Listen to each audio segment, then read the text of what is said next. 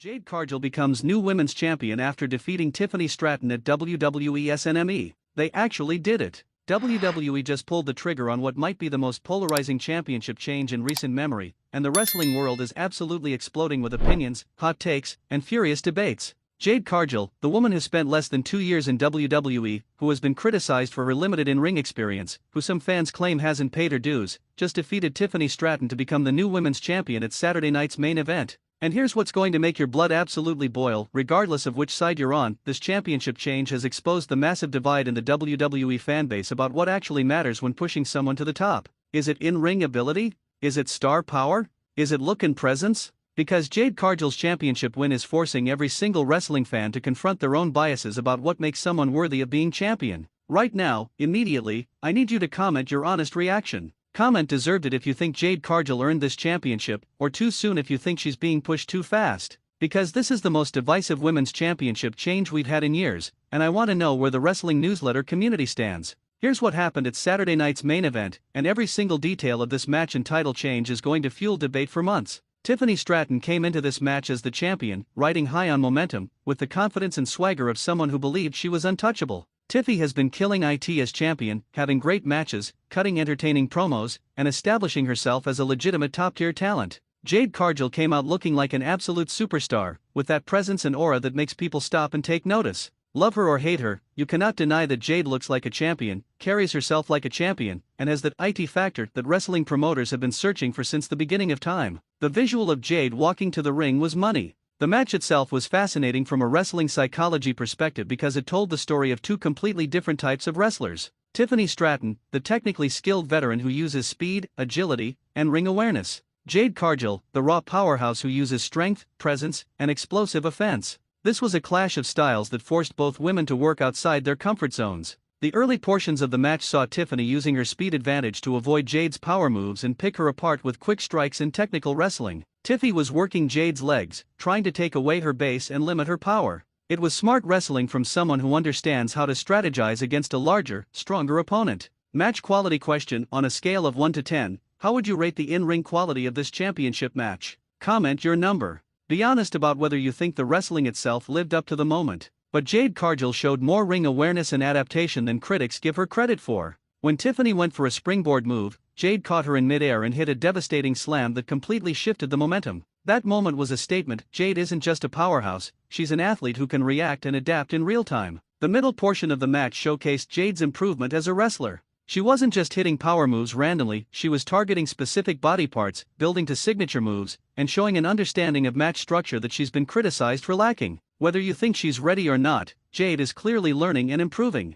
Tiffany Stratton fought back with everything she had, hitting her signature offense and getting multiple near falls that had the crowd on the edge of their seats. Tiffy even busted out some moves we haven't seen from her before, showing desperation and determination to retain her championship. She wrestled like a champion who refused to go down without a fight. The finishing sequence is where things got controversial, and this is what everyone is going to be debating for weeks. Jade hit Jaded, her finishing move, on Tiffany, and the referee counted 3. Clean finish, new champion, celebration time, right? Wrong. Because the circumstances and build up to this moment have people questioning whether this was the right decision at the right time. Here's what makes this championship change so controversial: Jade Cargill has only been in WWE since September 2023. That's barely over a year of WWE experience. Compare that to other recent women's champions who spent years working their way up the card, proving themselves in multiple storylines, and establishing deep connections with the audience before getting the title. Jade essentially got fast-tracked to the championship in record time. Tenure debate question: should WWE champions have a minimum amount of company experience before winning the title? Comment yes if you think wrestlers need to pay dues, or no if you think talent and star power matter more than tenure. The paying dues argument is raging on social media right now, and it's exposing some really interesting philosophical divisions in wrestling fandom. One side argues that Jade hasn't earned this championship because she hasn't put in the years of work that others have. They point to wrestlers like Bianca Belair, Bayley, and Charlotte Flair who spent years in developmental and on the main roster before winning titles. The other side argues that paying dues is an outdated concept that holds talented performers back unnecessarily. They point out that Jade Cargill was already a star before coming to WWE, that she main event shows in AEW, and that forcing her to spend years in the midcard would be a waste of her prime years. They argue that star power and drawing ability matter more than years of service. Both sides have valid points, and that's what makes this debate so heated. Wrestling has traditionally valued the concept of earning your spot through years of hard work. But in the modern era, with wrestlers coming from other major companies, does that traditional model still make sense? Should Jade be forced to restart her career progression just because she changed companies? The comparison to other wrestlers is where this debate gets even more intense. Look at Rhea Ripley, she spent years developing her character and skills before becoming champion. Look at Liv Morgan, she was with WWE for nearly a decade before winning the big one. Look at Io Sky, years of proving herself before getting her championship moment. All of these women followed the traditional path, and fans loved their championship wins because they felt earned. But then look at Ronda Rousey, who won the Raw Women's Championship in her first year with WWE. Look at Brock Lesnar, who became WWE Champion incredibly quickly. WWE has a history of pushing stars with mainstream appeal or extraordinary presence to the top quickly, bypassing the traditional path. So why is Jade different? Is it because she came from AEW instead of UFC or another mainstream sport? Comparison question: who does Jade Cargill's push most closely compare to in WWE history? Comment with your comparison. Is she more like Ronda's fast track or more like a traditional build? This affects how we evaluate this decision. Let's address the in-ring ability argument because this is where things get really contentious. Jade's critics point out that she's still developing as an in-ring performer, that she's had several botches and awkward moments, and that her moveset is somewhat limited compared to other women's wrestlers. They argue that the Women's Championship should go to the best in-ring performer, and by that metric, Jade isn't ready. But here's the counter-argument that Jade's supporters make: wrestling has never been purely about in-ring ability. Hulk Hogan was never the best technical wrestler, but he was the biggest star. The Rock wasn't known for five-star classics, but he was the most charismatic performer in history. Stone Cold Steve Austin's moveset was relatively simple, but he was the biggest draw ever. Star power, presence, and connection with audiences have always mattered as much or more than pure wrestling ability. And let's be real about something that makes people uncomfortable: Jade Cargill looks like a superstar in a way that very few wrestlers do. She has the physique, the presence, the confidence, and the look that makes casual fans stop and pay attention. In a business that's trying to grow and attract mainstream attention, having someone who looks like Jade as your champion is valuable from a marketing and business perspective. The business argument is actually really important here and often gets overlooked in debates about who deserves championships. WWE is a business that needs to make money, draw ratings, sell merchandise, and attract sponsors. If Jade Cargill as champion helps achieve those business goals better than other options, then from WWE's perspective, this is the right decision regardless of how long she's been with the company. Business perspective question: should WWE prioritize business/marketing value or in-ring ability when choosing champions? Comment business if you think drawing power matters most, or ability if you think wrestling skill should be the priority. This is a fundamental question about what wrestling should value. Now let's talk about what this means for Tiffany Stratton, because Tiffy is the victim in this situation and deserves discussion. Tiffany has been absolutely fantastic as women's champion. She's had great matches, shown tremendous character work, and proven she can carry the division. Losing the title after a relatively short reign feels like WWE cutting short something that was working really well. Tiffany's fans are furious right now, and rightfully so. Tiffy has been in WWE's system since 2021, working in NXT, developing her skills, building her character, and doing everything the right way according to traditional wrestling philosophy. She followed the path that wrestling purists say you're supposed to follow, and now she loses her championship to someone who didn't follow that path? That feels like a slap in the face to everyone who believes in the traditional wrestling meritocracy. But here's another perspective: losing to Jade Cargill doesn't actually hurt Tiffany that much. Jade is being positioned as a special attraction, a once-in-a-generation physical specimen who's nearly unbeatable. Losing to someone like that isn't embarrassing, it's losing to a monster. Tiffany can bounce back from this loss and remain a top star because the loss was to someone presented as extraordinary, not to someone positioned as her equal. The rematch possibilities are also interesting because you could easily build to Tiffany getting another shot and potentially winning the title back. Maybe Tiffany studies Jade, figures out her weaknesses, and comes back with a smarter game plan. That's a story that could make both women look good and give Tiffany an even better championship reign the second time around. Tiffany's future question: should Tiffany Stratton get an immediate rematch, or should she move on to other storylines? Comment rematch if you want to see Tiffy get another shot right away, or move on if you think she should establish herself in other feuds first. The reaction from the live crowd at Saturday night's main event was fascinating and revealed the split in fan opinion.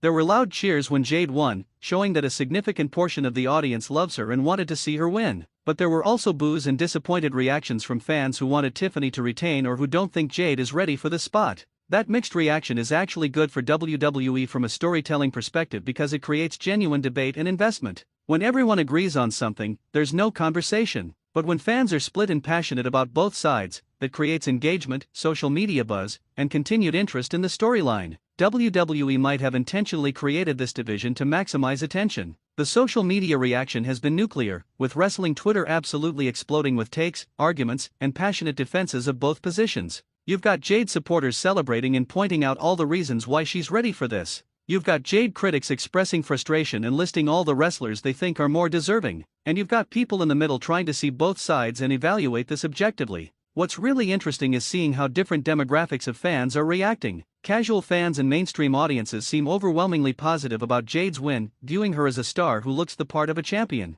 Hardcore wrestling fans are more mixed, with many questioning whether she's developed enough as a wrestler to carry the division. That split between casual and hardcore fans is revealing about what different audiences value in wrestling. Fan demographic question: do you consider yourself a casual fan or a hardcore fan? Comment casual or hardcore along with your opinion on Jade's win. I want to see if there's a correlation between fan type and opinion on this championship change. Let's discuss what Jade Cargill as women's champion means for the division going forward, because this changes everything about how the women's division will be booked. Jade as champion likely means a focus on power-based feuds and matches that showcase her strengths. We might see her facing other powerful wrestlers, or we might see smaller wrestlers trying to use speed and strategy to overcome Jade's power advantage. The potential challengers for Jade are exciting when you start thinking about the possibilities. Bianca Belair versus Jade Cargill would be an absolute spectacle of athleticism and power. Rhea Ripley versus Jade would be a clash of two dominant, physically imposing champions. Nia Jax versus Jade would be a battle of powerhouses.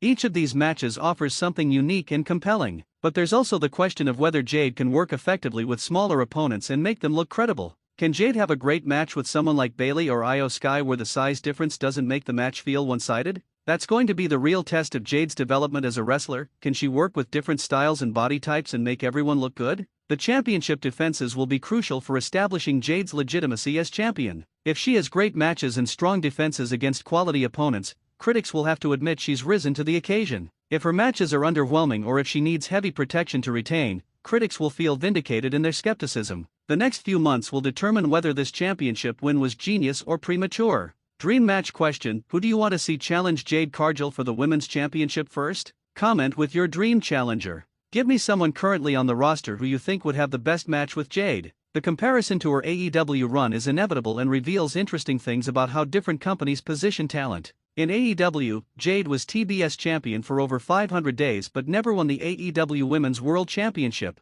She was presented as a dominant force but always kept slightly below the very top of the card. Now in WWE, she's already women's champion in just over a year. What does that tell us about how WWE views Jade versus how AEW viewed her? Did WWE see something in Jade that AEW didn't fully capitalize on? Or is WWE just more willing to take risks and push people quickly? Or is this about WWE having more resources to hide Jade's weaknesses and showcase her strengths? Each interpretation says something different about both companies' philosophies. The fact that Jade is achieving more in WWE than she did in AEW is going to create interesting discussions about which company is better at utilizing talent. Jade supporters will say WWE knows how to present stars properly. Jade critics will say WWE is more willing to push people before they're ready. AEW fans might feel vindicated or frustrated depending on their perspective on how Jade was used there. The look and presentation of Jade as champion is undeniably impressive and can't be overlooked in this discussion. When Jade Cargill holds that women's championship, she looks like a star.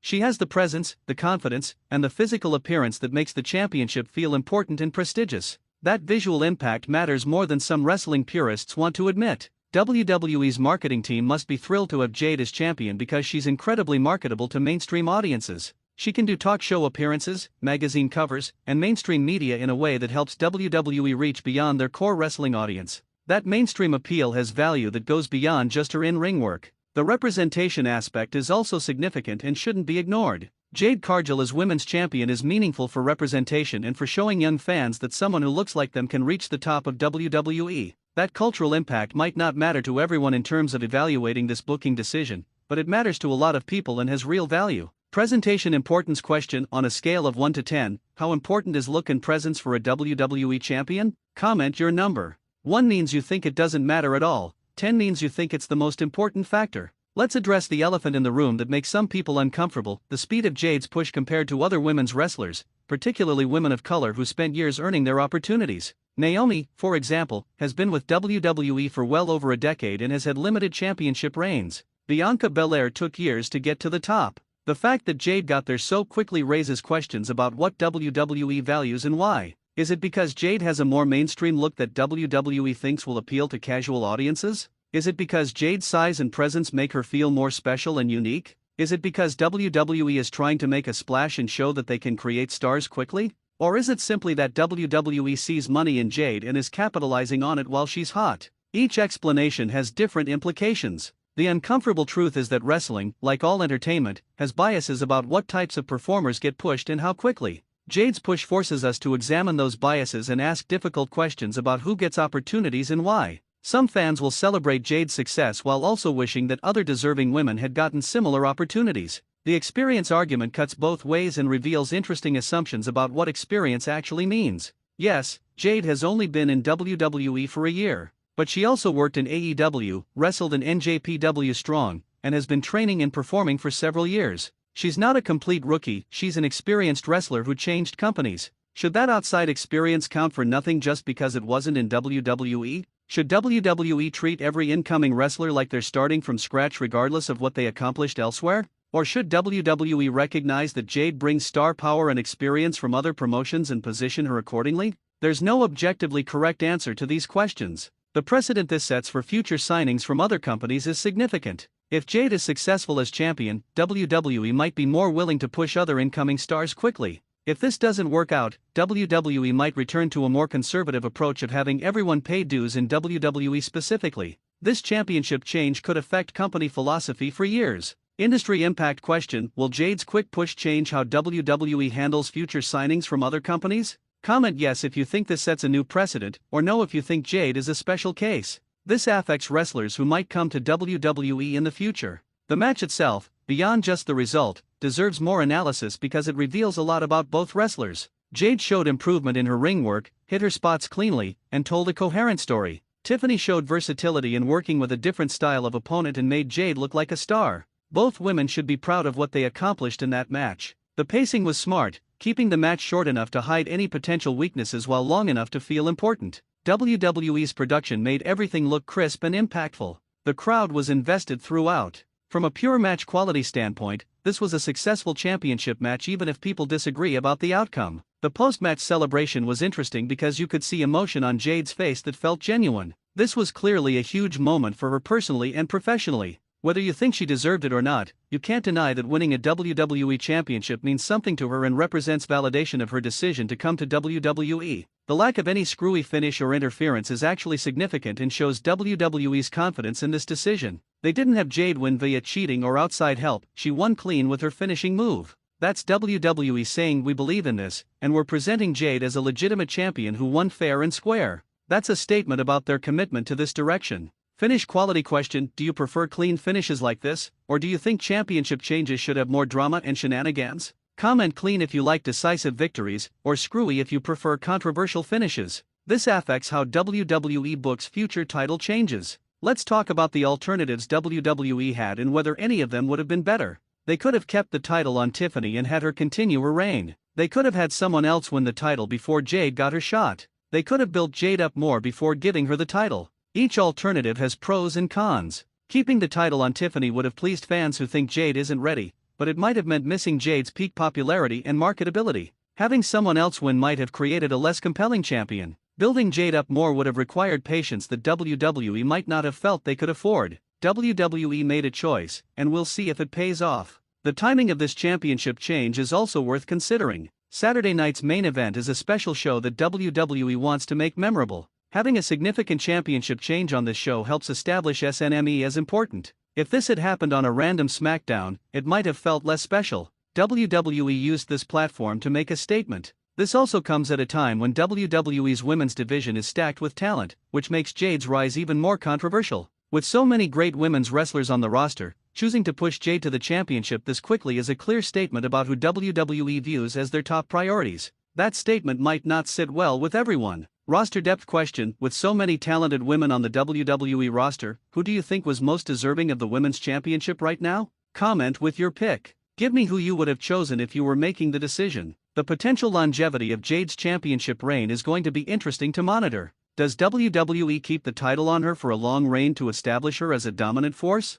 Or do they view this as a shorter reign to capitalize on her current popularity before potentially moving the title to someone else? The length of her reign will tell us a lot about WWE's long-term plans. A long reign would give Jade time to improve and grow into the role, potentially winning over skeptics with strong performances. A short reign might protect her from being exposed while still giving her the accolade of being champion. Either approach has merit depending on WWE's goals and assessment of Jade's development. The merchandise sales and business metrics will ultimately determine whether WWE considers this decision a success. If Jade's championship reign leads to increased ratings, higher merchandise sales, and greater mainstream attention, WWE will view this as vindication of their choice. If those metrics don't improve, WWE might reconsider their approach. Wrestling is ultimately a business, and business results matter more to WWE than fan opinions on social media. We might not like that reality, but it's true. If Jade draws money as champion, she'll keep the title regardless of what critics say. If she doesn't draw, she won't.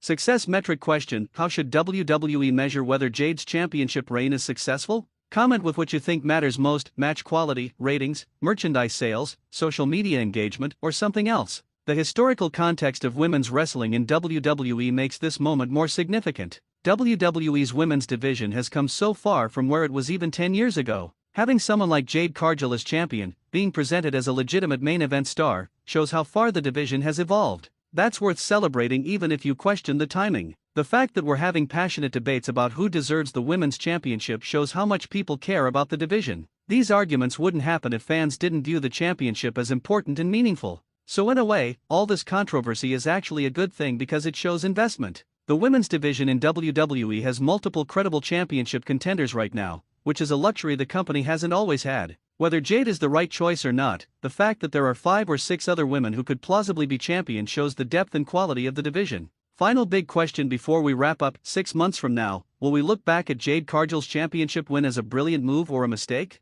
Comment brilliant if you think this will prove to be the right decision, mistake if you think WWE will regret this, or uncertain if you genuinely can't predict how this will turn out. The bottom line is this: Jade Cargill is the new women's champion, and whether you love it or hate it, whether you think she deserved it or not, this championship change has created massive conversation and debate that will drive interest in WWE's women's division. This is polarizing, controversial, and fascinating from a storytelling and business perspective. This is the kind of bold, decisive booking that WWE has been criticized for not doing enough. WWE saw an opportunity to push someone they believe has star potential, and they pulled the trigger. Now we get to watch and see if their confidence in Jade Cargill was justified. Subscribe to Wrestling Newsletter for daily coverage of Jade Cargill's championship reign. Hit that like button if you have strong opinions about this title change, whether positive or negative, and turn on notifications so you don't miss any developments. Share this video with every wrestling fan you know because this is the most controversial topic in wrestling right now. Jade Cargill is your women's champion, and like it or not, we're all going to be talking about this for months.